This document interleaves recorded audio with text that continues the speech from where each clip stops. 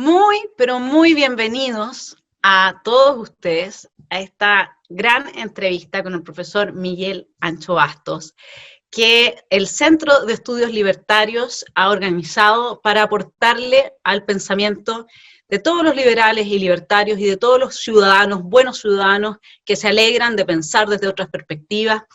Damos la bienvenida al profesor Bastos.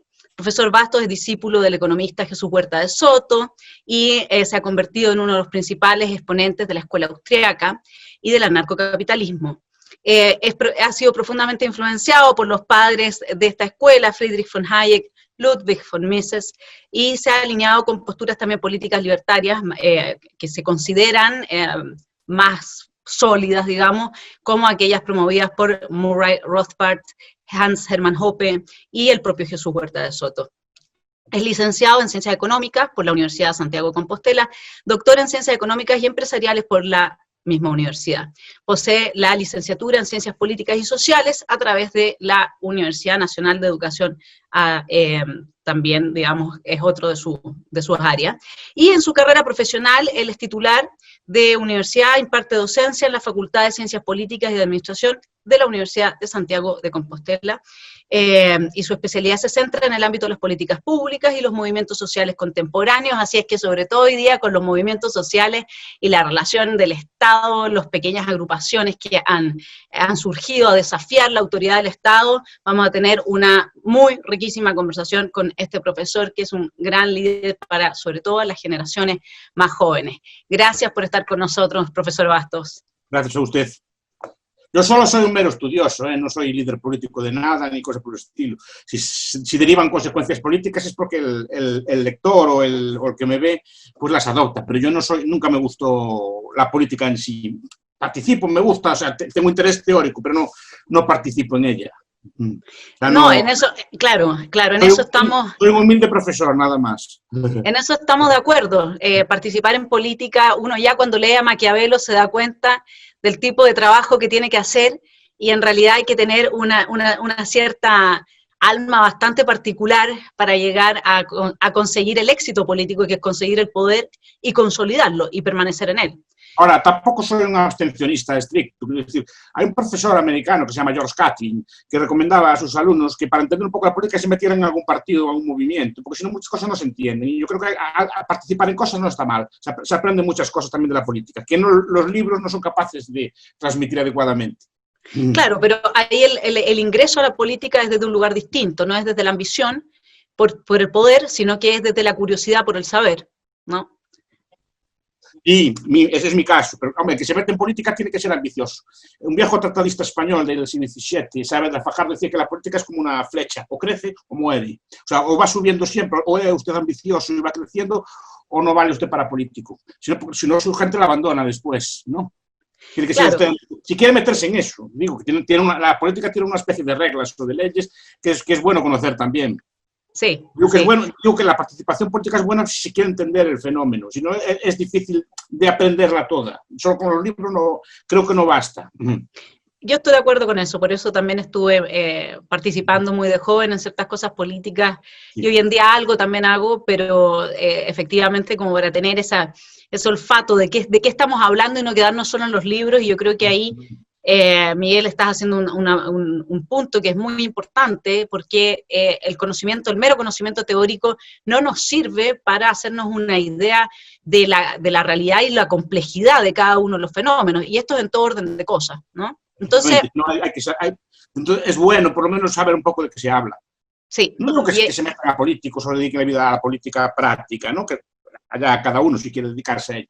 Pero digo que es bueno conocerla, si quiere estudiarla o entenderla, que es mi ámbito de estudio y de estos debates que tenemos nosotros, es bueno conocerlo un poco, saber cómo funciona un partido, cómo son los fenómenos de liderazgo, qué discusiones hay internas, etc. Y ver que muchas veces los políticos no buscan ninguna suerte de interés general, sino que buscan sus intereses particulares.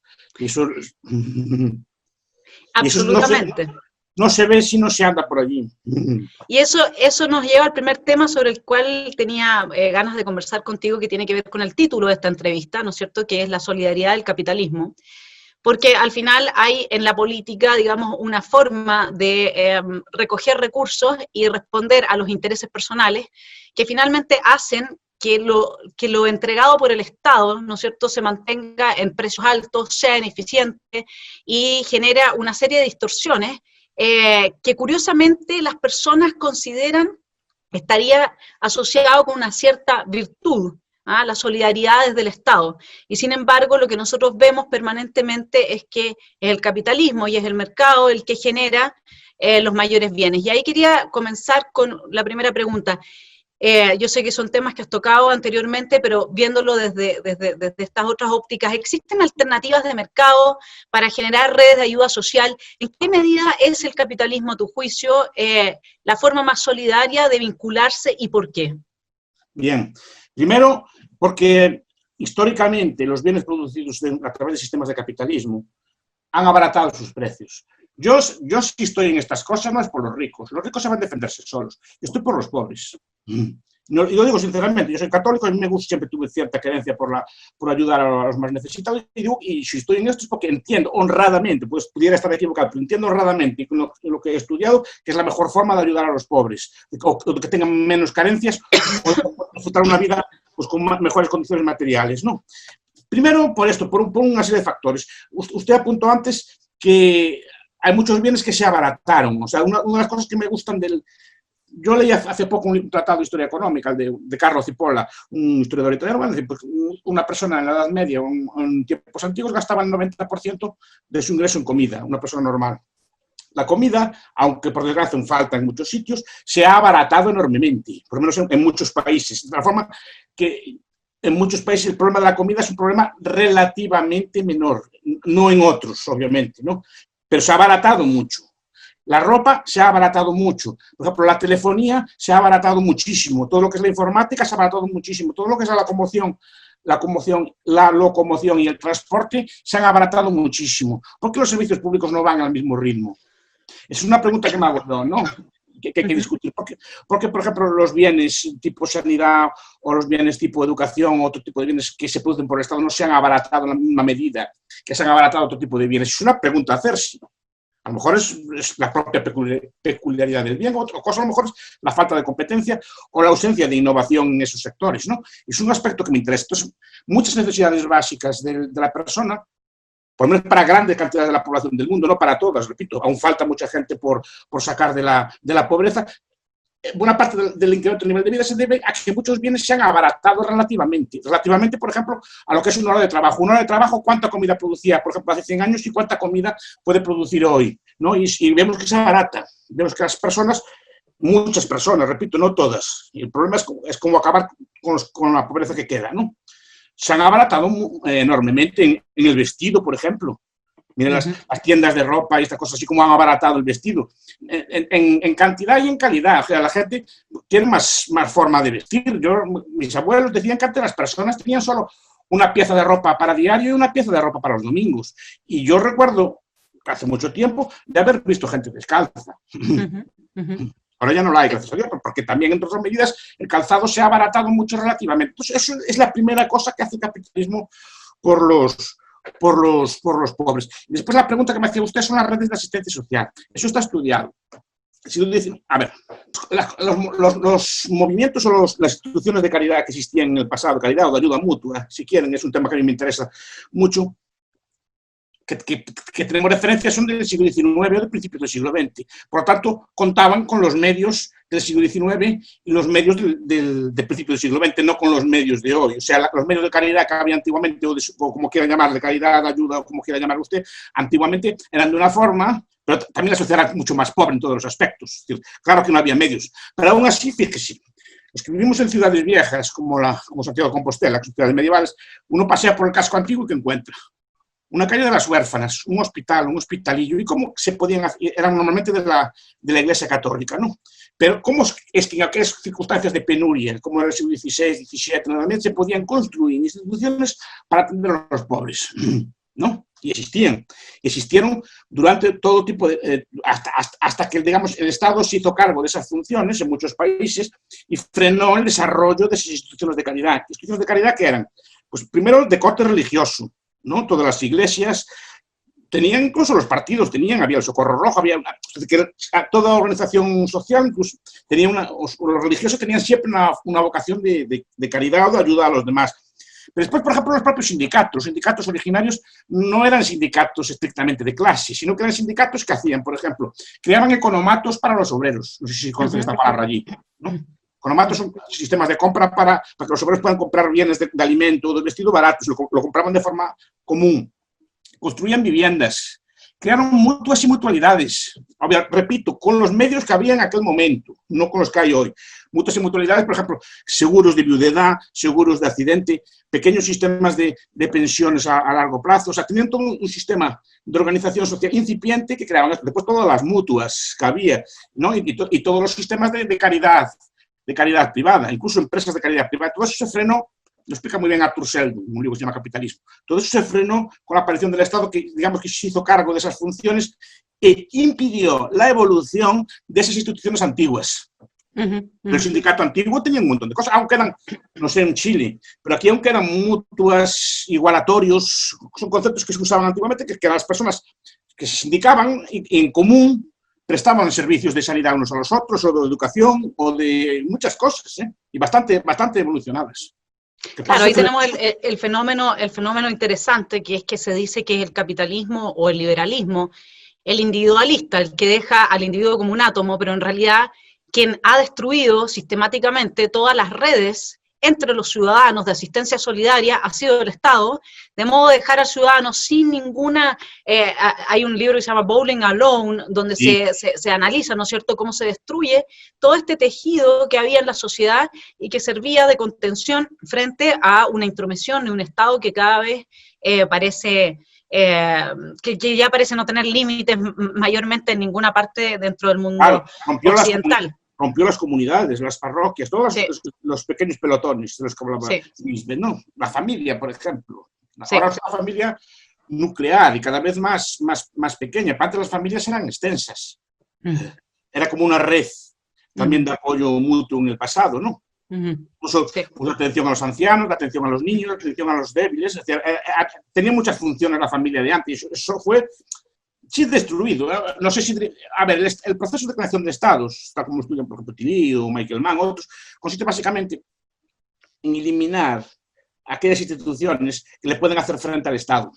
Claro, así es. Una persona antiguamente era más leal a su religión que al Estado, o era más leal a su familia que lo era el Estado. Se trata de que la lealtad última y suprema sea el Estado. Entonces, una de las estrategias, no sé si es deliberada o no, algunos autores dicen que es deliberada, o por algunos autores y después, por algunos políticos después que se imitó, ¿no? Aún queda mucho por investigar en eso. Pero la idea yo diría que sí es deliberado, porque si tú ves cómo funcionó la revolución cultural, por ejemplo, ahí hay un caso bien particular de que hay conciencia de lo que es la competencia a las lealtades, cuando se prohíbe todo tipo de manifestación cultural que implique el reconocimiento de que existe el amor. Porque cuando tú amabas a tu pareja, a tus hijos, entrabas en competencia con el amor por el líder, ¿no? Que era Mao. Entonces la fidelidad se fragmenta, y este tipo de sistemas totalitarios hacia los que avanzan los estados en la medida que crecen, requieren de esa lealtad total al sistema, a la ideología y al líder que lo encarna, digamos. Entonces yo creo que sí es deliberado. Es que sería la última etapa ya, digamos, ¿no? Conseguir que la gente sea más leal, eso no lo consiguieron aún, pero conseguir que las personas fueran más leales al Estado que a sus familias, ¿no? Por de ahí el mito de Pavel Morozov en los tiempos del estalinismo, ¿no? Cuando consiguieron que un niño delatara a su padre, claro, antisoviéticas, y lo hicieron una especie de mártir de la causa. Entonces, por eso digo, pero también pasa con las religiones, pasa con las comunidades, ¿no? de vida, etcétera, las lealtades locales. ¿no? Yo quería llevarte... La aristocracia también, por ejemplo, en su momento las aristocracias, que también tenían una lealtad territorial, y los estados las llevaban, digamos, a las cortes. El modelo es el francés, ¿no? De Versalles. Tenemos a los nobles allí ociosos para que dejan de ocupar su lugar en los territorios, porque era una fuente de oposición al gobierno central. Claro. Yo quería llevarte a esta percepción que se tiene de que el capitalismo es malo, de que el demonio del capitalismo y el Estado es el bueno, y que está muy instalado.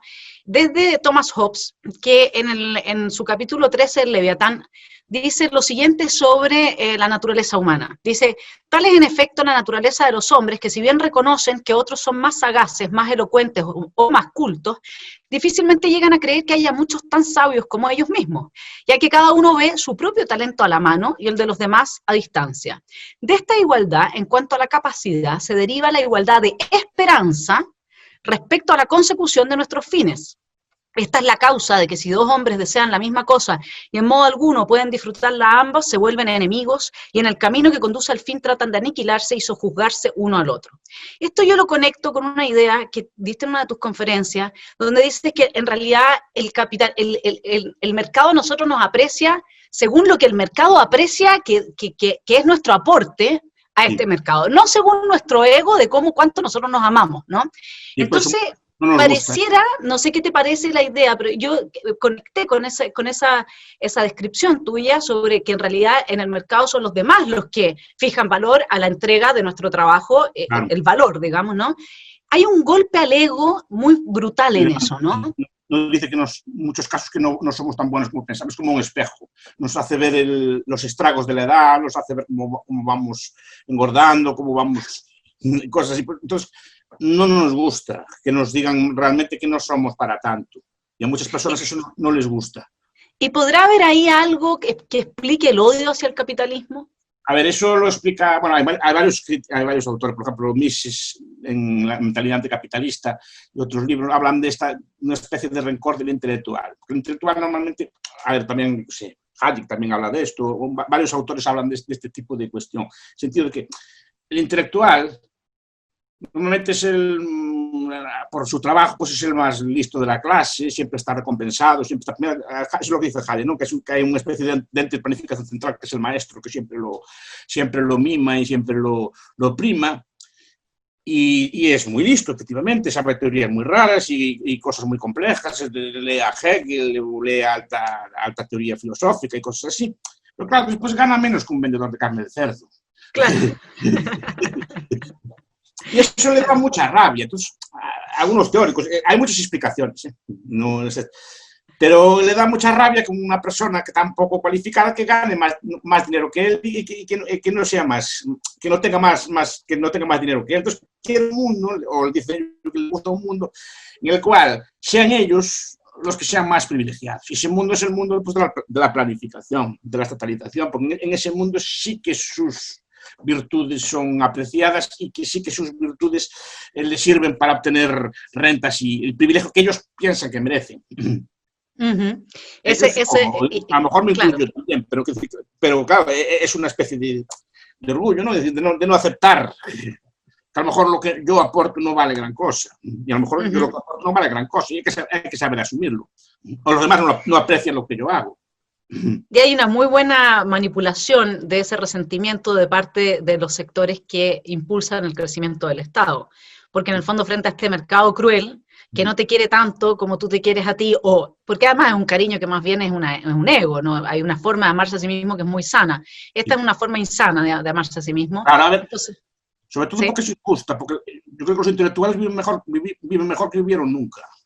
Hay más que nunca y viven en términos absolutos mejor que nunca. Lo que pasa es que no viven relativamente mejor, que es muy distinto. Claro.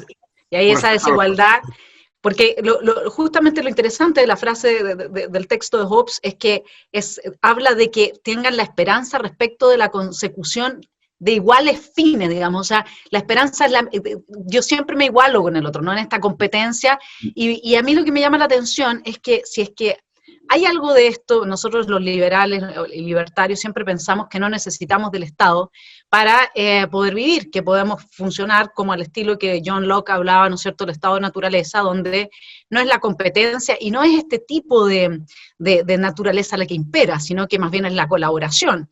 Y en ese sentido aquí habría como una tensión para nosotros, los liberales libertarios, porque si el ser humano tiene esta característica, la que acabamos de citar de Hobbes, entonces es muy difícil un estado de naturaleza en paz y concordia como nosotros suponemos que puede existir en ausencia del Estado, Porque el Estado, además, la justificación que tiene para crecer tanto es que justamente ha enseñado a la gente, se le ha enseñado que nosotros no somos capaces de lidiar unos con otros sin entrar en conflicto. Y esa es la justificación ulterior del Estado. No sé qué opinas tú de esto. Claro, a ver, primera parte de una teoría de la naturaleza humana que es discutible. Es decir, que el ser humano es un ser muy malo, que pelea uno con el otro, esa imagen de la naturaleza humana en Hobbes, ¿no? De la vida cruel, estoy citando en memoria, cruel, brutal y corta, ¿no? Creo que era una especie de lucha de todos contra todos, y no sé cómo de esa lucha de todos contra todos es capaz después de elaborar un contrato, eso no acabo de entenderlo yo bien. Yo defiendo el capitalismo, hombre, yo también tengo una visión de la naturaleza humana, ¿no? Yo no creo ni que el ser humano sea bueno, ni un ángel, ni tampoco un ser malvado. El ser humano más bien es un ser más bien egoísta que va a lo suyo, ¿no? Con grados, cosas por el estilo, y dependiendo también de lo que definamos por egoísmo, ¿no? Claro. Pero bueno, ya es una cuestión. Pero a mí es un sistema que me gusta porque transforma el mal en bien. Vale, yo puedo querer ropa de marca, puedo querer un Ferrari, puedo querer un montón de cosas, pero ¿qué tengo que hacer yo para tener esas cosas? Pues tengo que fabricar unas galletas que le gusten a la gente. O tengo que fabricar ropa que le guste a los demás. Ese ansia mía de destacar, esa ansia mía de tener cosas, me obliga a transformarlo, esa codicia, si quiere llamarla así, transformarla en algo que sea útil para los demás, porque si no, no puedo tener mis bienes de codicia, ¿no? En cambio, los sistemas políticos son sistemas de suma cero, ¿no?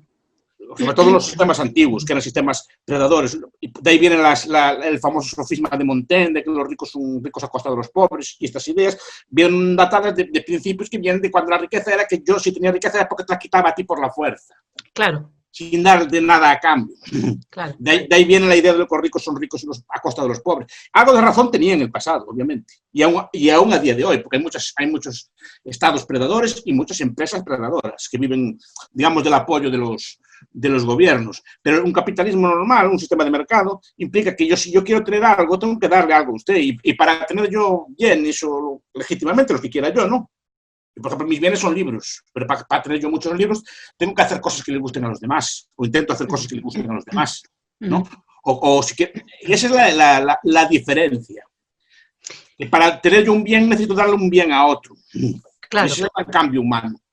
Claro, y eso es lo que distorsiona la intervención estatal, porque quita en el fondo ese aguijón de la necesidad de hacerle el bien al otro para obtener el propio beneficio. Claro. En ese sentido, hay dos medios, eso lo explicó Oppenheimer hace mucho tiempo. Hay dos medios de cambiar recursos. Los medios económicos y los medios políticos. Los medios económicos implican un cambio, un intercambio, y que otra parte acepte el cambio. Los medios políticos implican que una parte se impone a la otra por la fuerza. Entonces, no solo los capitalistas, de ahí viene mucha confusión, muchas críticas al capitalismo. Hay muchas empresas que viven de la protección del gobierno. Yo puedo vender productos en el mercado libre haciéndolo bien, ¿no? Hipotéticamente, vendiendo, o bien consiguiendo que el gobierno me dé un monopolio, que el gobierno me dé una licencia. Claro. Si vienen productos de China a competir con los míos, que el Estado que no los deje entrar. Claro, ¿no? Claro. Y así es como está funcionando en parte importante la economía que se dice que es libre, pero en realidad tiene poco de libertad. Muchas veces, claro, los críticos del capitalismo tienen cierta razón. Lo que hay ahora no es un capitalismo de libertad, es un capitalismo sumamente protegido, con una élite o así protegida que tiene rentas del resto. Y hay cierta razón, no les falta. Y en este sentido te quería llevar a la tensión que hay entre ahorro y consumo. Porque a veces a uno le da la sensación que al menos hay un estado psíquico, mental, desde Hannah Arendt, que habla, por ejemplo, del animal laborans, que le exige este tipo de vida del ser humano, de la democracia moderna, que le exige a la esfera pública, es decir, a lo político, un concepto de felicidad que está basado en un crecimiento permanente del poder adquisitivo, para poder consumir, específicamente, no es para tener propiedad, no es para ahorrar, no es para nada, y a veces esto yo lo conecto con la fábula de las abejas, ¿no? Sí. En que supuestamente los vicios privados, digamos, generarían un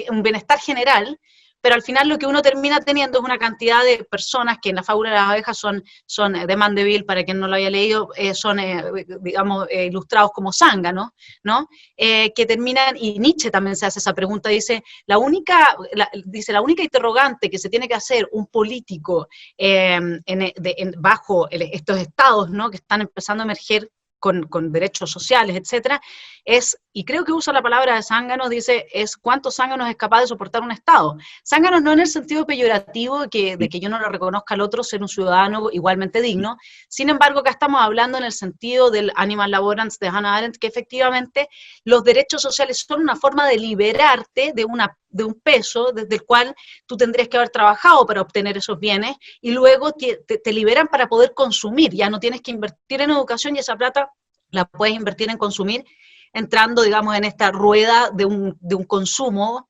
que está incluso quebrando el contrato social con las generaciones que vienen a partir del endeudamiento del PIB de los estados. Pues es todo el contrario.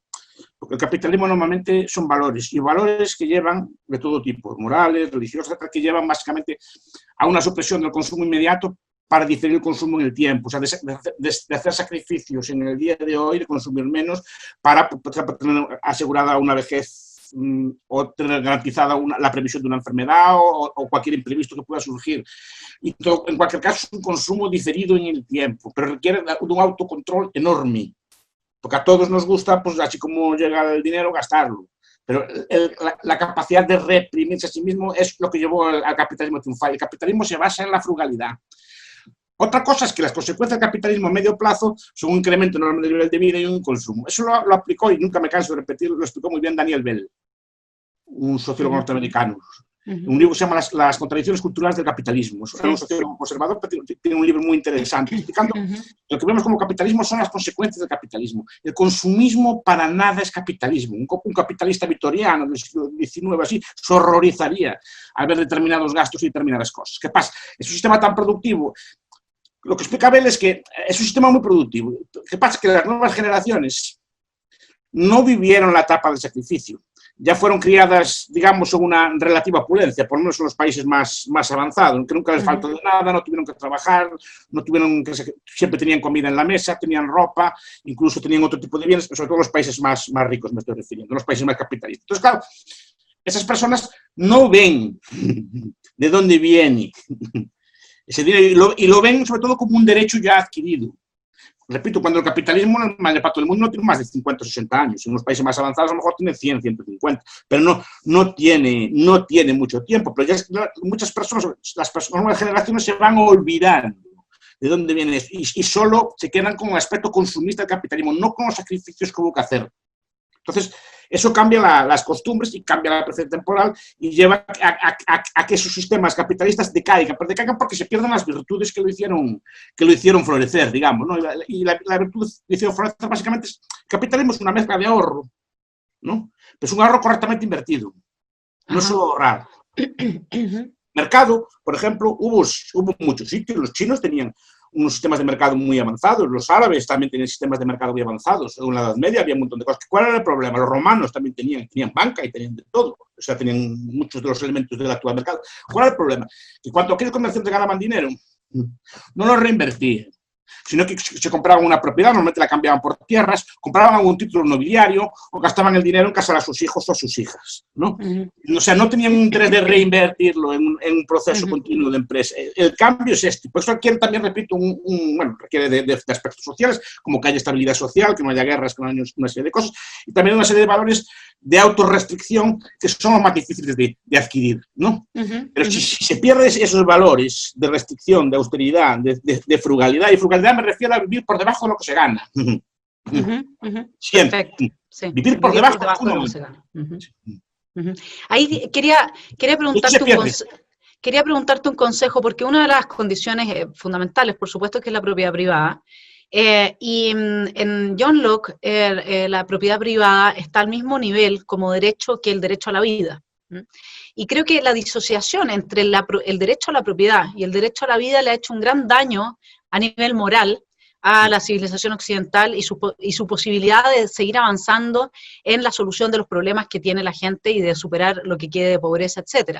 ¿Cómo uno podría defender hoy día el vínculo que hay entre el derecho a la propiedad y el derecho a la vida, que uno sabe que cuando te quitan la propiedad, en definitiva, te terminan matando de hambre, si eso es así, ¿no?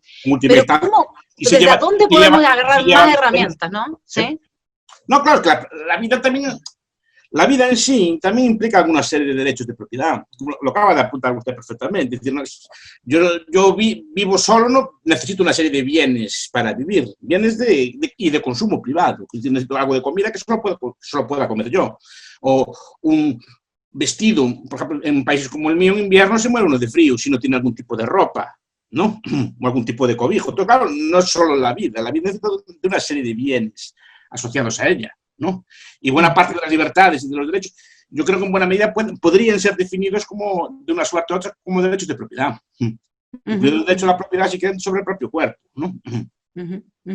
Y Sí. habría que ir por ahí, aunque sé que esos temas son polémicos, porque en filosofía política se debaten mucho esos temas. Pero yo lo veo por ahí, ¿no? Que en última instancia, claro, no soy vivo solo, necesito de una serie de bienes mínimos para poder vivir. No hay una disociación clara entre propiedad y vida.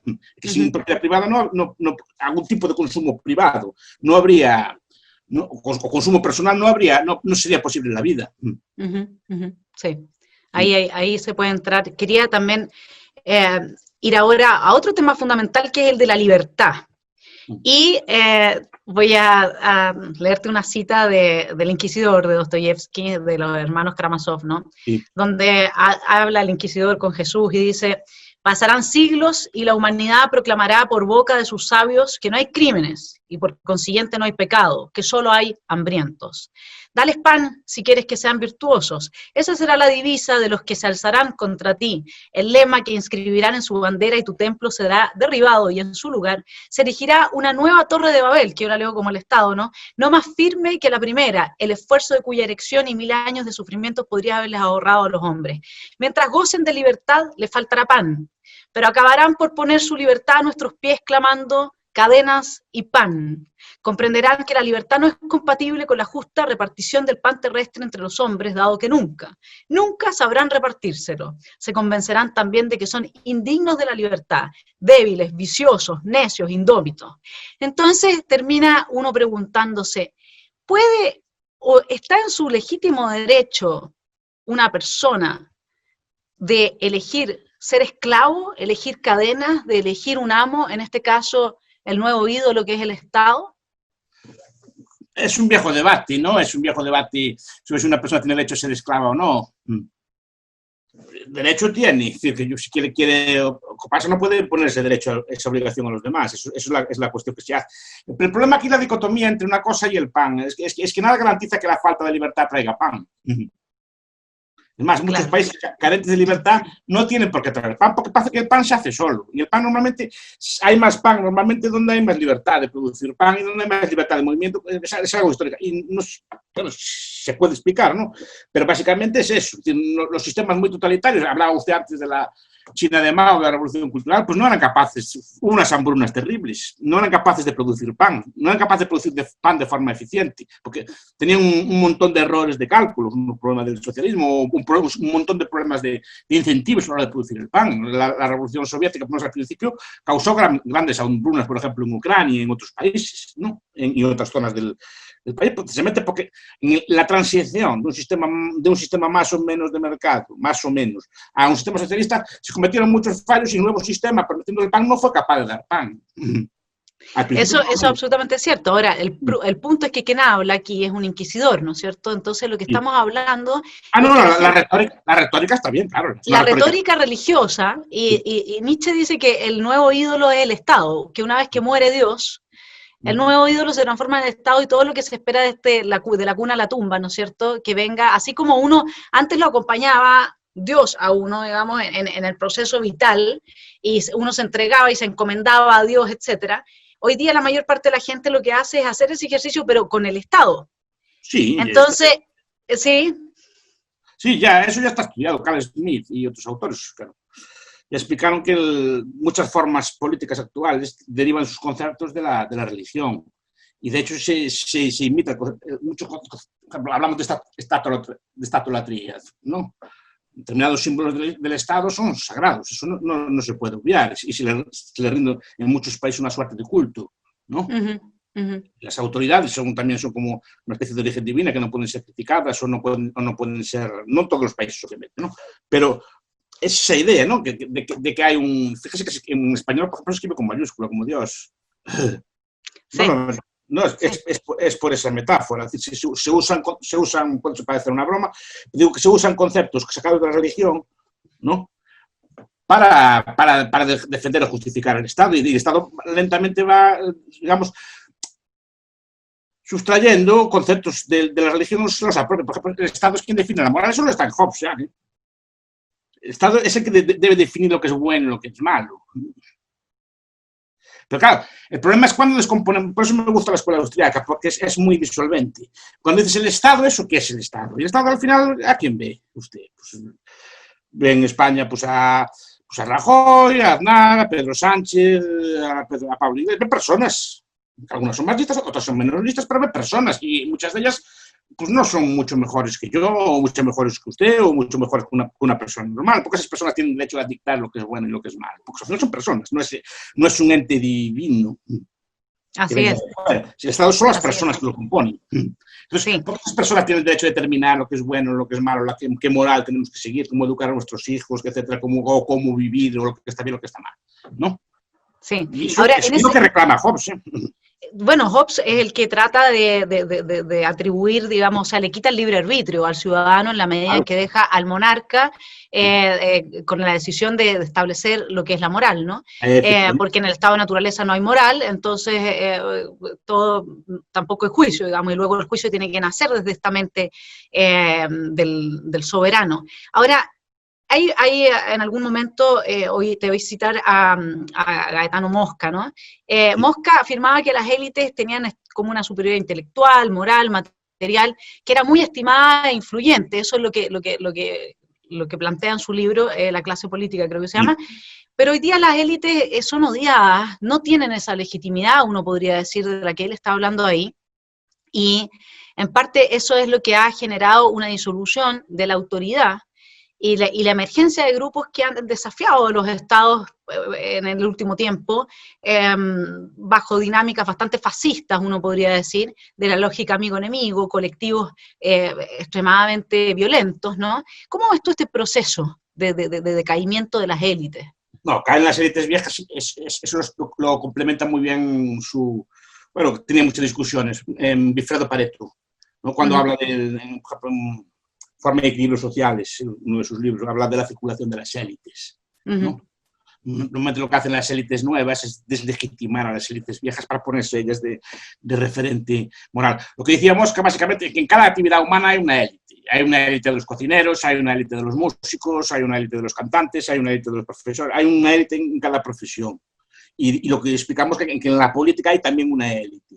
Y que es casi imposible que, digamos, que el pueblo se pueda autogobernar en ese sentido, sino que siempre delega el poder en una élite. Lo que va explicando Mosca, que es un libro muy interesante, es como la forma y la composición de esas élites van cambiando a lo largo del tiempo. Pues antes eran élites guerreras, por ejemplo, y los principios de guerra, los principios de capacidad de guerra los dominaban, o élites religiosas, o élites de sabios, o élites o plutocracias, élites de ricos. O sea, que cada país concreto, cada forma, cada país concreto tiene una fórmula política y tiene una composición de élite determinada. Y las élites modernas, cito a Nietzsche nuevamente, porque trabajé mis 2 tesis de doctorado en Nietzsche, pero las élites modernas él dice que son los igualadores. Sí, bueno, sí, el discurso es ese. A ver, en muchos países el discurso es que nosotros somos los de abajo, o somos la élite de los de abajo, y tenemos que superar a las viejas élites corruptas o desfasadas, o que ya no valen, tenemos que ponernos nosotros. Pasó en la Revolución Francesa y pasa en muchos otros, pero normalmente tienes que decir que tú representas la élite de los de abajo, una élite nueva, reformadora, moderna, etcétera, el hombre nuevo, y nosotros lo vamos a llevar. Básicamente al final se constituye en una élite después. Es casi inevitable. Son capaces. Lo que hacen es minar o atacar los principios de legitimación de las élites. Claro, pero acá lo interesante del fenómeno que se está viviendo en este despunte de nuevo siglo es que esa igualación pasa por la igualación de las inteligencias, como decía Tocqueville, esa igualación pasa por la ley Mordaza, por la persecución de la gente que piensa distinto, o sea, ni siquiera pasamos de una igualación que se buscaba en lo material, en igualdad de oportunidades, a una igualación que se exige en lo mental. Sí, pero eso pasó siempre, eso no es nuevo, ¿eh? Usted cita al inquisidor, los inquisidores hacían así. Es decir, cualquier idea nueva que viniera era perseguida, pero también en casi todas las sociedades, ¿no? En Roma, en Grecia hubo cierto elemento, para que no había elementos de difusión de ideas de masa, entonces no era necesario tanta censura ni tanta cosa así. Pero básicamente, no creo que sea el ser humano, nos gusta pues, prohibir las ideas de los demás, porque son contrarias a la nuestra, porque pensamos que están equivocadas, como puede decir el señor. Creo que eso también requiere de un autocontrol. Requiere un autocontrol quieto. A ver, esta señora no me gusta lo que está diciendo para ver qué está diciendo, vamos a razonar. También no es como lo otro, hay que aprenderlo y requiere una disciplina. Y a veces hay que escuchar a los otros. A mí, por ejemplo, me gusta mucho leer de marxismo y hay obras realmente interesantes. ¿Por qué no? ¿Por qué no? Yo siempre digo que si me convenciera el marxismo, yo me pasaría el marxismo. No tengo ningún problema con eso. Es decir, que así debería ser. Porque normalmente las ideas están asociadas a intereses. ¿En qué sentido? A ver, si yo soy un sindicalista y tengo un buen trabajo con un sindicato, soy un sindical, pues hacerme libertario me tiene muchos costes. No solo de ideas. Y al revés. A mí, por ejemplo, ahora me dicen que me haga marxista, podría hacerme. Yo creo que me haría si creyera en eso. ¿Qué pasa? Me tendría costes también. Puede tener ya mi gente, más o menos mi currículum y tal. Empezaría como un niño pequeño. Claro, absolutamente. Ahora, en ese sentido de leer a otros y de tomar otros pensamientos y ser capaz de dialogar con este otro pensamiento, en algún momento, dentro de lo que estuve viendo de tus charlas, hablaste de que no había nada más injusto que tratar de forma igual a personas desiguales. Entonces me gustaría saber cómo dialoga esa reflexión con el principio de la diferencia de John Rawls, que dice, para quienes de nuestros telepensantes no lo sepan, el principio de la diferencia no exige una nivelación de las desventajas, pero, lo cito de la teoría de la justicia, de ese principio de la diferencia resulta una concepción fuertemente igualitaria en el sentido de que a menos que exista una distribución que mejore la situación de las personas, de los peor situados, se preferirá una distribución igual. Y lo que hay a la base de John Rawls es que la desigualdad que no tiene que ver con el mérito por el origen social o por los talentos con los que supuestamente, según él, uno nace y luego no hay que esforzarse para desarrollarlos, porque ahí tiene una diferencia con Adam Smith muy fuerte, ¿no? ¿Cómo dialogamos con ese concepto de justicia? Porque evidentemente que es parte de lo que más tensiona a un cierto liberalismo que incluye este sentido de justicia social. Es que tal como yo leo John Rawls, es que John Rawls ahí, por ejemplo, no es muy claro, porque claro, no es muy... Hasta podría estar de acuerdo con esa frase, en el sentido de que nada mejor que el mercado para garantizar eso, que las diferencias humanas sean aprovechadas para el bien de todos. Yo no veo ninguna incompatibilidad con el mercado, pues digo que Rawls tiene muchas lecturas. Yo por lo menos no sé cuál era su intención a la hora de hablar, y tampoco sé cuál es su definición de cuál es una situación mejor, porque la situación mejor de una sociedad, de un Estado, antes de la igualación, y después lo define Rawls también, ¿no? Sí, es una situación... estar mejor. ¿Qué es estar mejor? Estar mejor es tener las oportunidades, ¿no es cierto?, para tener el mismo poder adquisitivo que tiene otra persona. ¿Pero por qué poder adquisitivo solo? Bueno, porque se está hablando de bienes básicos, ¿no? De bienes básicos que tiene que ver, que ese poder adquisitivo... Entonces la pregunta es, ¿qué sistema es el que garantiza que las personas tengan más bienes? O que puedan satisfacer, dentro de los límites que hay, repito, que también estamos partiendo de una especie de cosa que tiene que ver con lo que antes hablamos, de que la riqueza que hay que ya está dada. La riqueza hubo que crearla. Igual que se puede crear, se puede destruir. No es algo que está dado por la naturaleza. El sistema actual de más o menos, repito, cada persona es distinta, de bienes que tenemos, viene dado por un sistema económico determinado. Si usted cambia el sistema económico, probablemente la situación cambia. Probablemente seremos más iguales. De hecho, hay un historiador que sacó un libro hace poco, se llama El Gran Nivelador, se llama Slade, ¿no? Le explico, mira, las personas son iguales en circunstancias de gran calamidad. Y eso es una paradoja que hay. Pensemos, por desgracia, en el Holocausto. En el Holocausto todos los judíos son iguales, ricos o pobres. Así es. ¿No? Sí. Entonces, es una reflexión muy... A veces la igualación puede ser... La igualdad total puede ser un infierno. Además, de la desigualdad humana es donde sacamos, digamos, un nivel de vida, entiendo yo, decente, aprovechando las cualidades que tiene cada uno. Y aprovechando... yo no soy más que nadie, yo tengo mis habilidades, yo, pues a lo mejor me gusta estudiar o sé hablar más o menos bien, se puede discutir, ¿no? Pero bueno, supongamos que fuera así, pues esas son mis habilidades, yo intento darle algo a los demás de provecho y a cambio, pues a cambio de saber yo hablar, o hipotéticamente, no estoy diciendo que hable bien, pero pues si me gano la vida con eso, pues yo tengo pan, cebollas, aceite y cosas por el estilo, un intercambio, y estamos los dos mejor. Entonces, no sé cuál es el modelo de Rawls. El sistema de Rawls es que aprovecha las desigualdades de cada uno y las transforma en un sistema de vida mejor. Que no, es que nunca entendí yo ese axioma de... Y hay determinadas desigualdades, porque cuando hablamos de desigualdad siempre pensamos de más y menos, o de arriba y abajo. Yo pienso en desigualdad, por ejemplo, como una pera y una manzana. Son distintas, pero no es más una pera que una manzana. Y cada ser humano tiene sus cualidades. Yo no soy más que nadie, ni menos que nadie, pero soy como los demás, pero soy desigual. No tiene nada de malo de esas desigualdades que tenga yo, ¿no? Pues espero sacar algún provecho para mí, pero también porque tengo que satisfacer a los demás, ¿no?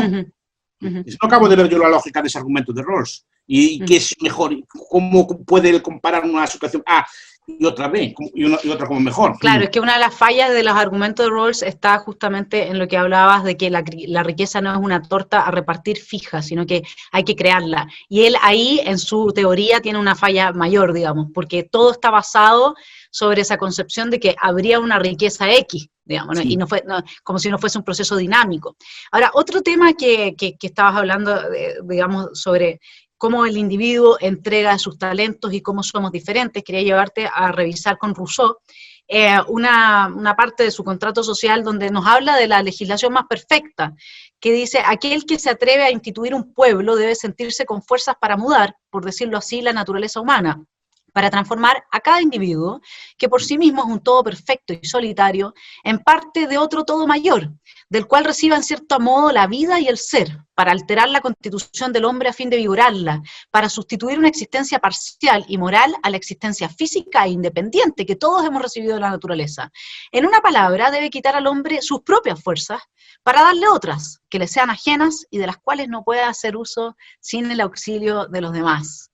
Acá hay un tema de cuando tenemos un Estado que educa en la colectivización del individuo y no en el fortalecimiento de cada una de las personas y sus talentos, que se genera una especie de fragilidad psíquica en que la gente sin un colectivo dentro del cual se anula como individuo, se siente completamente desnuda frente a las inclemencias de una vida que no puede fijar de una vez y para siempre, que siempre tiene incertidumbre, y por lo tanto termina siendo como el ciudadano ideal para el gran Estado, digamos, ¿no? Sí, es un proceso, yo creo que es un proceso ideológico de construcción de una especie de colectivo. Por ejemplo, la idea de bien común, ¿eso qué es? ¿Bien común para quién, no? O bien para común, ¿quién define lo que es el bien común? O los intereses de España, ¿no? ¿Y cuáles son los intereses de España? Yo veo que estos son cambiantes con los gobernantes que hay. Cuando estaba Aznar, el interés de España estaba estar asociado con Occidente y con la civilización tal. Cuando llega Zapatero, llega con la alianza de civilizaciones, etc., ¿no? ¿Cuál es el interés de España? Pues el interés de España en cada momento es lo que definen los gobernantes, pero no hay un interés común. En todo caso, el interés común es un interés común negativo, en el sentido de que se refiere a que yo puedo desarrollar mi vida, mis planes, sin que los demás interfieran legítimamente, me refiero, ¿no? Siempre y cuando yo no viole los derechos de otras personas, ¿no? Y que pueda desarrollar mis planes, mis proyectos y cosas por el estilo, siempre que no, repito, que no violen los derechos de otras personas. Para mí es el único interés común que puede haber, pero no un interés común positivo. Ni hay que consumir, ni hay que ahorrar, ni que se fuera. Hay personas que son consumistas, otras son más frugales, otras personas son de una forma, otras son de otra. ¿Cuál es la forma correcta de ser? ¿Cuál es la forma correcta de cómo debe comportarse el colectivo? ¿No? Y no hay una forma correcta de comportarse el colectivo, repito. La única es esa, que yo me comporte como más o menos quiera y busque mis intereses sin afectar o dañar a los demás, o intereses legítimos de los demás. Sí, acá yo creo que el bien común ha ido derivando a una idea más despótica que nunca, que está asociado a este individuo, justamente un individuo frágil, débil, en términos psíquicos, que busca ser amparado, y yo veo, no sé cómo lo ves tú, yo lo veo esto con el tema de que el bien común hoy día sería que el Estado nos cuida a nosotros de las enfermedades. Entonces, Sí, o que nos dé un objetivo, una teleología, ¿no? Teleología, en el sentido de que pues vamos a construir el socialismo, o vamos a tener una nación muy grande, vamos a llegar, son palabras muchas veces vacías, porque cuando las operativizan no quiere decir nada, vamos a llegar al progreso, al crecimiento, o metáforas de ese estilo. Entonces, todo tiene que subordinarse a ese objetivo que marca el gobierno en cada momento. Y habrá claro, gente, y habrá gente que quiera crecer económicamente, y otra no, otra querrá un mundo más verde, y otra querrá, ¿no?, construir capitalismo, otros querrán construir socialismo, otros querrán una sociedad del reino de Dios en la tierra, otros no. Es decir, pero es esa idea de construir, de crear un objetivo para todos y subordinar al individuo a la consecución de ese objetivo. Eso se ve en muchos sitios. y hoy día el tema es la pandemia, ¿no? Hoy día el tema es, como nunca, que el Estado se arrogó el derecho de encerrar a la gente. Nosotros estamos acá todavía con el proceso, ¿no es cierto? Y la gente, efectivamente, un porcentaje importante de los ciudadanos está de acuerdo con que el Estado se meta en sus vidas, les impida trabajar, les impida hacer tomar sus riesgos, digamos, ¿no?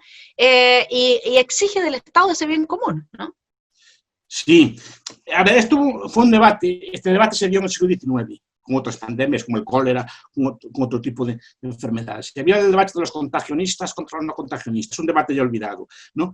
Pero un debate que, por un lado, los liberales y los anarquistas defendían una postura y los burócratas defendían otra postura. Unos defendían, a ver, cómo se puede hacer para prevenir esto, o cómo hacer en una sociedad, cómo puede investigar una sociedad para que cuando haya una pandemia, efectivamente, que se contagie, pues limitar lo menos las libertades, cómo podemos hacer formas de aprovisionamiento de bienes o cosas privadas para no tener que recurrir a esto, o cómo podemos recurrir a fórmulas voluntariamente, incluso de confinamiento. A lo mejor el confinamiento no es la única solución, pero a lo mejor se puede hacer de forma voluntaria también. De hecho, claro, lo estamos haciendo de forma voluntaria. Nos dicen que sí, no metemos en casa. Al final no es una política que haga el Estado. El Estado no va por ahí cazando a los bichos, no, cazando al carne, sino que nos dice que pues mira, es un de autoprotección. Nos podemos hacer perfectamente sin que nos lo manden, simplemente que nos eduquen. Entonces, estos autores incidían en la precaución, en, digamos, educar a las personas que en caso de ese tipo de enfermedades que hay que tomar una serie de pautas o de conductas que limiten eso, pero no de forma obligatoria, sino de forma voluntaria. De hecho, si una persona quiere estar encerrada y aislarse de los demás, ya, aunque el Estado no lo mande, lo puede hacer perfectamente. ¿No? Sí. Y ese debate lo ganaron los otros. Sí, lo ganaron las fórmulas burocráticas, que el Estado era el encargado de atender las necesidades y tenía el derecho de regular las conductas. ¿Qué pasa? Una vez más, al ganar ese debate entre los médicos, epidemiólogos en el siglo XIX, este tipo de posturas, se inhibió la creación de fórmulas que pudieran prever la pandemia de una forma, digamos, menos intrusiva. Y a día de hoy, como la única que tenemos es esa, pues esa es la que hay. No tenemos otra, la verdad se ha dicho. Claro, al no haber otra, pues lo que hay es eso. Entonces, no tenemos que subordinarnos a eso. Uno podría decir, en ese sentido, de que ese pensamiento forma parte de nuestras tradiciones a estas alturas. Sí. Y ahí quiere llevarte una tensión que hay entre una forma de ver la libertad que está fundada en la mantención de tradiciones y que justamente se va desarrollando y van evolucionando las instituciones, etcétera. Entonces, habría un muy buen argumento, ¿no es cierto?, más paleolibertario para ser conservador de alguna manera. Sin embargo, ahí entramos siempre en esa tensión muy bien expuesta por Stuart Mill, ¿no?, donde en su ensayo sobre la libertad habla de que la sociedad puede ser incluso más tiránica que el Estado. Entonces, la pregunta es ahí, ¿hasta qué punto el individuo enfrentado a estas tradiciones, al no hacer un ejercicio por sí mismo de su propio pensamiento y simplemente abrazar en forma autómata, digamos, estas tradiciones, impide que se desarrollen talentos, que aparezca, digamos, esos personajes como los que habla Stuart Mill, que son los que realmente le hacen un aporte a la sociedad y desde las cuales las sociedades cambian y se fortalecen y se enriquecen? Sí, pero las tradiciones pueden mudar, esos no son argumentos tipo Burke o más recientemente tipo Nisbet, no. La tradición normalmente también es una defensa frente a otros poderes, establecer normas de funcionamiento autónomas.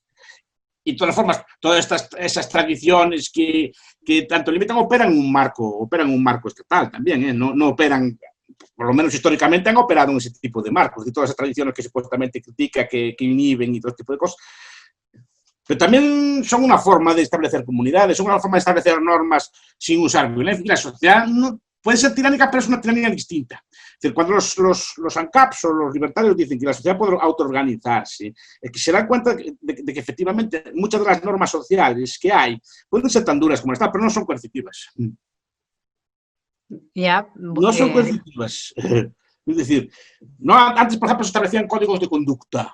Si usted tenía una conducta desviada, pues la sociedad pues, no le compraba en su tienda o la marginaba un poco. Es el coste de hacer uso de su libertad, pero nadie le hacía nada. Porque usted tampoco tiene derecho a que los demás lo quieran. ¿No? Yo no tengo derecho a que nadie me quiera. Yo tengo derecho a llevar la vida que quiero, pero tengo que asumir las consecuencias de llevar la vida que quiero. ¿No? Ahora, el individualismo metodológico supone, tiene una idea de individuo, ¿no? Tiene la idea de un individuo libre, de un individuo que elige sus creencias. Cada uno elige lo que quiere creer y cada uno elige su pensamiento. Luego, ¿qué pasa? ¿Sí? A ver, sí, no.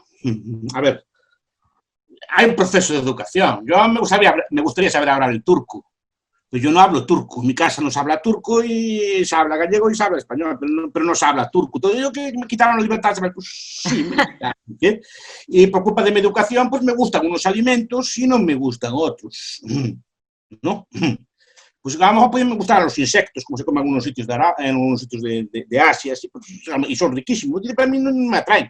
¿Por qué? Porque ya fui criado en una serie de valores. Y otro tipo de valores. Yo no me crié en un harén, ¿no? Hay personas que sí que se criaron en harén. Yo no me crié en un harén, me crié en una familia más o menos tradicional, si puede llamársela así, ¿no? Entonces, claro, mis modelos de vida, mis pautas de comportamiento vienen en cierta forma dadas, no puedo escogerlo todo. Ahora que soy mayor y tengo acceso a ideas, puedo acceder más o menos a lo que está escrito en inglés, en gallego, portugués y en español. Más o menos es lo que hago en francés, italiano, pero no un pensamiento chino se me escapa, ¿no? Claro. Se me escapa porque no entiendo las categorías ni los conceptos ni nada por el estilo. Entonces, libre de escoger hasta un punto, ¿no?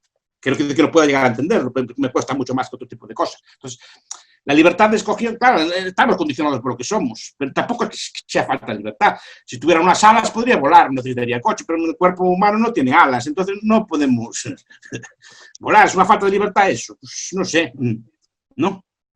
Claro, pero esa idea de la tradición, claro, una persona nace donde nace, y nace en el tiempo que nace, y nace en la comunidad que nace. No podemos tener acceso a todas las ideas, a todos en paridad y escoger la que queramos, ¿no? Claro, absolutamente de acuerdo. Además que eso es lo que supone, digamos, que has estado hablando de, estamos condicionados, pero no determinados, y ahí es donde está, eso es lo que hace la diferencia, digamos, ¿no? Sí. Sí, porque al fin y al cabo puedes estudiar turco ahora si quieres, digamos. Claro, puedo intentar aprender pues, el pensamiento de Confucio, el de Lao Tse, puedo intentar aprenderlo. Me cuesta más que en las categorías que tengo yo, pero claro, no estoy condicionado, pero no determinado. Claro, y ahí quería llevarte al tema de las hegemonías y de las 15.000 palabras. En algún momento dices tú que los precios funcionan como esas 15.000 palabras que tenemos en la mente más o menos cada ser humano y que nos ayuda a situarnos en la vida, ¿no?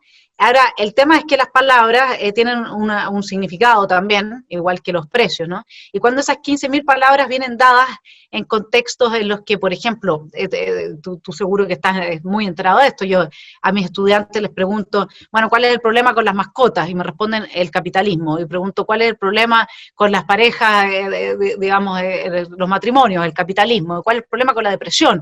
El capitalismo. Y parece que tienen una palabra para el demonio, digamos, ¿no? Y después pocos de ellos estudiaron de dónde viene el concepto de capitalismo, que es es un concepto, o el neoliberalismo, que es una cosa semejante, ¿no?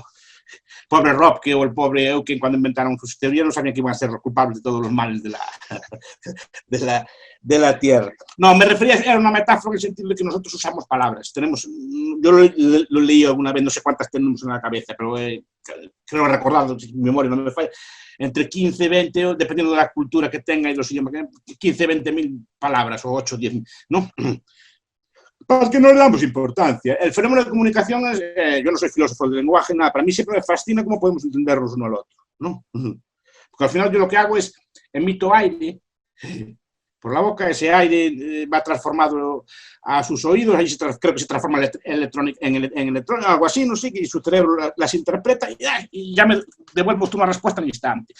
Y eso lo hace porque tiene una serie de conceptos compartidos, más o menos, pero compartidos. Y eso nos permite tener una conversación, dialogar o discutir o enfadarnos o cosas por el estilo. Lo que trato de decir es que, igual que tenemos las palabras en la cabeza, tenemos 15.000 precios. Pero nosotros al hecho de hablar no le damos importancia ninguna. Porque lo hacemos todos los días, a todas horas. El mecanismo que funciona es terriblemente complejo, pero nosotros no le damos importancia. En nuestra cabeza hay 15.000 o 20.000 precios y los operamos automáticamente. Si nos quitamos precios, si nos dan precios malos, no nos entendemos. Es igual que las palabras. Sí, y ahí me gustaría llevarte a una última pregunta que está asociada justamente a esto de los precios y las palabras y al socialismo. Porque hay una muy buena explicación que me encantaría que lo pudieras aportar a quienes nos están viendo, asociada a que el socialismo es imposible. No es imposible. A ver. No es imposible en el sentido de que hay sociedades socialistas. Lo que dicen los del capitalismo es que nunca puede funcionar tan bien como el capitalismo, a la hora de asignar bienes y recursos o a la hora de producir, ¿no? Precisamente por la carencia de precios o la asignación de precios correctos, y empezando por el principal de todos ellos, el precio del dinero o el precio del crédito, ¿no? Cómo se asigna todo eso, ¿no? ¿Cómo producir electricidad, por ejemplo? ¿No? Ya sé que es un debate mucho más complejo, unas palabras aquí no lo vamos a resolver, ¿no? Pero electricidad que yo sepa hay 40 o 50 formas de producirla, las que haya, ¿no? Pero si nos equivocamos, escogemos las más caras, simplemente somos más pobres, tenemos menos bienes, porque simplemente por escoger mal los precios, seremos más caros, y eso pasa con todos los precios, ¿no? Si no tenemos un sistema de precios adecuado, es que a mí siempre me maravilla, por ejemplo, cómo llega la comida a Santiago de Chile, por ejemplo. Mira un mercado de Santiago de Chile, entran botones, entran baterías de auto, entran libros, entra todo tipo de telas, todo tipo de alimentos. ¿Y quién da la orden? ¿Cómo se coordina todo eso? ¿Cómo se coordinan todos los procesos productivos para que llegue a eso? Eso funciona maravillosamente y de forma anárquica. Cuanto más anárquica, mejor funciona, ¿no? Eso es lo que hace falta. Tenemos que gobernar la sociedad con mandatos, con fijación de precios, y eso descoordina un montón de cosas. Es como si quisiéramos, a ver, a lo mejor es una muy mala metáfora, como quisiera gobernar el cuerpo con mandatos.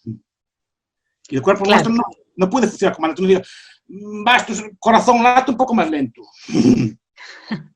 O no te pongas colorado, o no se me explico, o no te pongas nervioso, no le puede mandar, el cuerpo, si uno está hablando se pone nervioso, o no se pone, o no, sangre vete un poquito más lenta, no puede gobernar porque se le escapa, como más o menos, no sé cómo tampoco, que no soy médico, ni nada así, pero más o menos se autorregula el cuerpo humano, puede intervenirle en algunas cosas, pero básicamente funciona de una forma más o menos autónoma. Sí, pues el mercado funciona de una forma más o menos semejante. Si usted quiere establecer algún tipo de precio, algún tipo de cosa así, normalmente distorsiona un montón de precios sin darse cuenta. Eso es lo que explican los teóricos austriacos de la intervención, ¿no? Claro, y en lo pragmático para la vida de la gente se transforma en un ejercicio de coerción gigantesca sobre los actores.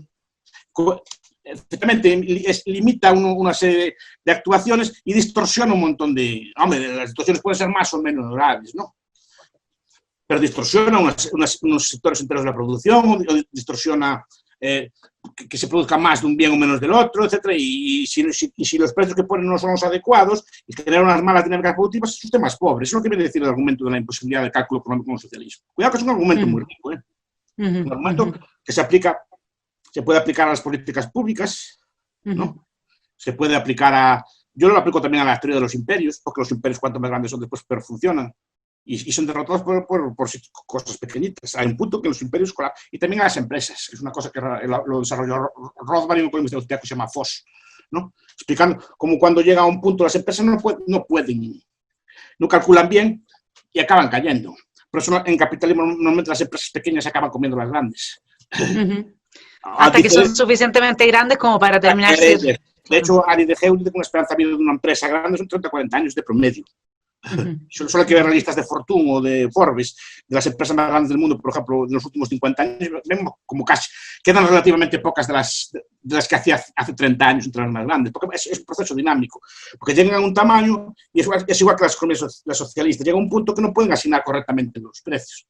Un economista, creo que no sé quién fue, que citaba, decía que incluso cuando el mundo fuera socialista, querían dejar a Nueva Zelanda capitalista para que pusieran los precios.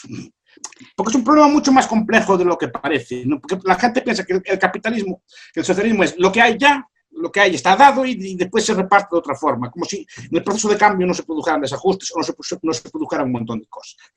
La producción que hay ahora está producida con el actual sistema. Si usted cambia el sistema, la producción no va a ser la misma, ni el reparto de la misma, ni tiene por qué ser necesariamente mejor. Pero el problema del cálculo es un problema que me da siempre vueltas en la cabeza, ¿no? De cómo, repito, no soy el sitio aquí de resolverlo y hay teóricos muy buenos. A mí me gusta mucho también leer a los críticos, saber cómo razonan, ¿no? Pero siempre Claro, razonan la cantidad de información que hay detrás de un precio es algo que es prácticamente imposible de establecer. Uno podría más o menos acercarse, pero es imposible porque uno tendría que conocer finalmente cuál es, ni siquiera la demanda o la oferta de un bien es algo fijo.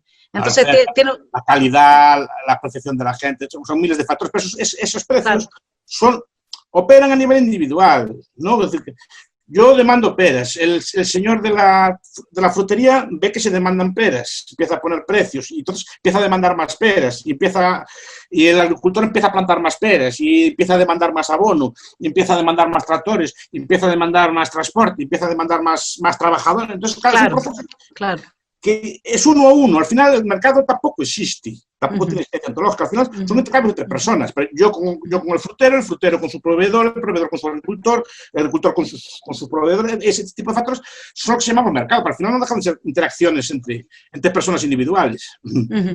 Para que no somos capaces de extraerlas, es un fenómeno tan complejo que no somos capaces de verlo por completo.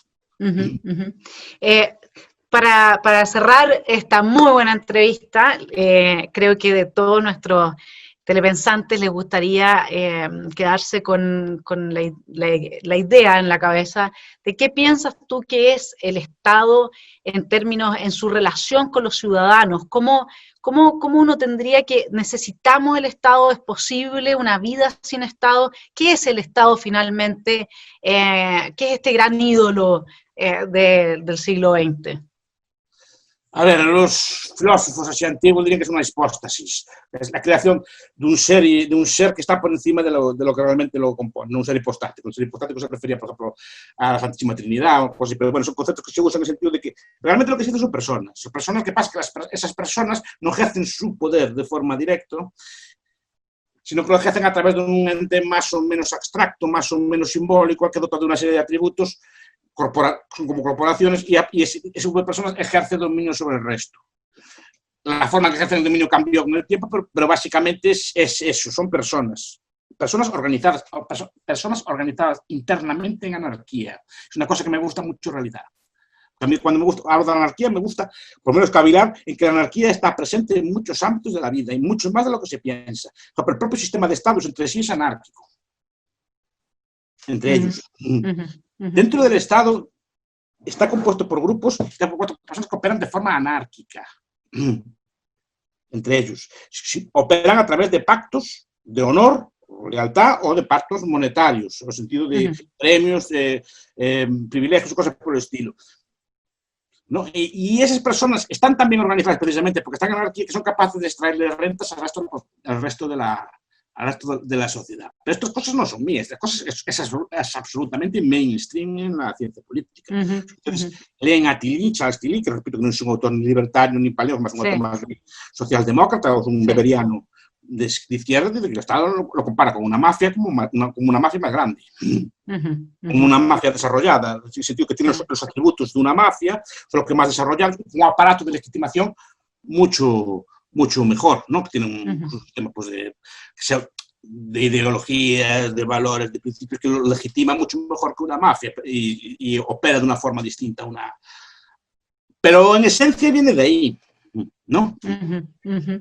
Sí, muy bien explicado. Eso habría que explicarlo mucho más y no puede quedar así como muy burdo lo que estoy diciendo, ¿no? Pero repito que este tipo de ideas del Estado como un grupo de personas que sacan rentas y tributos a los demás creo que es bastante aceptado en la ciencia social. Sí, no, absolutamente. Y es importante refrescarlo y mantenerlo, digamos, siempre como un pensamiento regulador de todos los demás pensamientos, porque esta demanda de solidaridad de la cuna a la tumba que se le exige al Estado, al final, cuando uno cambia el concepto de Estado, efectivamente cambiaría también la posibilidad de hacer ese tipo de demanda. El gran cambio del Estado, ya acabo, el gran cambio del Estado es crear una corporación, crear un ente abstracto. Es decir, yo antes le pagaba tributo a un rey, que lo miraba yo allí, o lo podía ver, o sabía que existía, que era un señor así con muchas riquezas, a veces tenía un harén y vivía en un palacio, pero el señor le pagaba, yo a ese señor le pagaba un impuesto. Ahora no le pago un... Claro, eso llevaba muchas revueltas y muchas cosas, porque era un poder personalizado, si quiere patrimonializado, pero un poder personalizado. Ahora no, se creó muy astutamente la idea de una corporación, de un ente abstracto. Yo no le pago impuestos a Bachelet, por ejemplo, ¿no? Claro, no se lo pago a la República de Chile. Claro. Yo no le pago impuestos a la República de Chile o el Reino de España, no tienen existencia ontológica. Yo le pago los tributos a una serie de funcionarios, pero al final la última RAT, quien decide a través de los presupuestos el uso de esos dineros es Pedro Sánchez. Sí. ¿No? Sí, sí, sobre ese... O gente en la que él delega. Claro, ¿no? claro. El último rato le estoy pagando dinero no para que se los quede él, obviamente, pero sí para que los reparta él. Claro. Pero si me dijeran que se los pago a él, igual a la gente habría más revuelta. Si se lo pago a España como abstracción, eso queda mucho mejor. Entonces es una de las grandes ideas. Y además, el problema de la corporativización es que después obligó a muchos otros entes a imitar ese proceso de corporación. Además tiene unas ventajas muy grandes. El presidente de un gobierno no es responsable. Antes el rey, si hacía malas cosas, arruinaba él. Porque gastaba mal dinero, gastaba en una guerra, lo que fuera.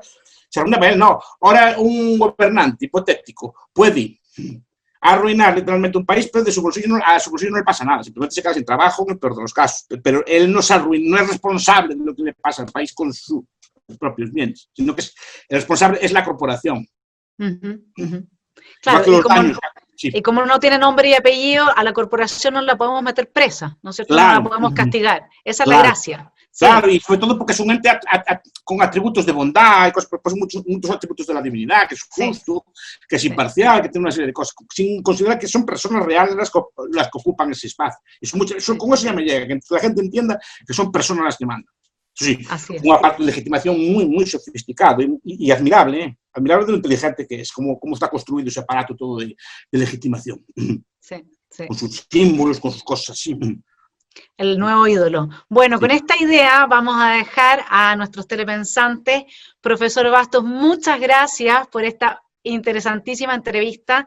El Centro de Estudios Libertarios desde Chile le mando un saludo. Espero que nos volvamos a encontrar porque quedan muchos temas, por supuesto, que se pueden seguir profundizando.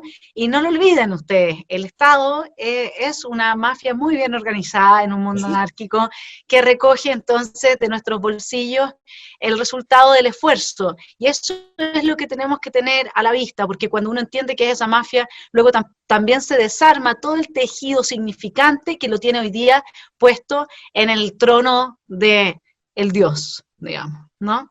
Muchas gracias, profesor Bastos. Pero sí que es buena desarrollarla.